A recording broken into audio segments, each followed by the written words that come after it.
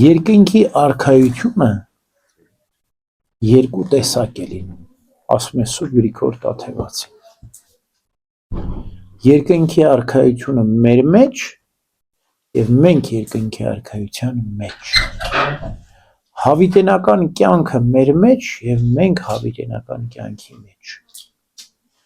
Երբեմն մարդիկ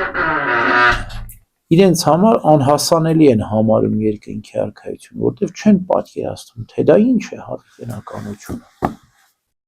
Ինչ որ երազանք է, ինչ որ հեքիաթ է, ինչ որ մանկության անհասանելի, անիմանալի, անճարելի չկա իրական երկնքի արքայությունը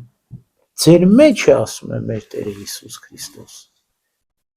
Երբ որ մենք արժանանանք երկնքի արքայությանը, մենք տեսնենք, որ մենք գիտենք թա ինչ է, որովհետև մենք երկնքի արքայություն մեր մեջ է եղել եւ մենք էլ մտնում ենք երկնքի արքայության մեջ։ Ինչպես ենք մենք մտնում։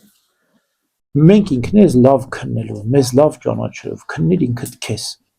Յուրաքանչյուր մարդու մեջ հավիտենականության ձգտում կա։ Բոլոր մանկության հեքիաթները, բոլոր երազանքները մանկությունից սկսած բարու եւ հավիտենականության մասին։ Հələ տեսեք հեքիաթների մեջ բարին է հաղթում թե չարը։ Հələ տեսեք հեքիաթների մեջ հավիտենական բարի կա թե չկա, իհարկե կա։ Հələ տեսեք կենաց աղբյուրը կա հեքիաթների մեջ թե իհարկե կա։ Գնանք կենաց աղբյուրի ջուրը խմենք։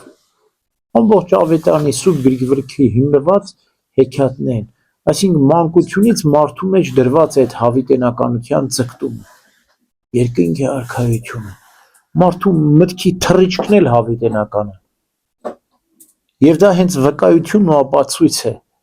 որ կա հավիտենական կյանք, եւ եթե մեկը ուզում է երկնքի արքայության մեջ մտնել, պետք է երկնքի արքայությունը թույլ տա, որ իր մեջ մտնի։ Այսինքն ավետարանում մեր Տերը ասում է, ով անմիտներ, դրսից երկնքի արքայությունը մի փնտրեք, ով դրսում է փնտրում, ոչ իր մեջ, չի հասնելու։ Մենք մեր մեջ պիտի փնտրենք այդ երկնքի արքայությունը, երբ որ մեր մեջ մտավ երկնքի արքայությունը, միգուցե մենք էլ արժանանանք մտնել երկնքի արքայության մեջ։ Ամեն։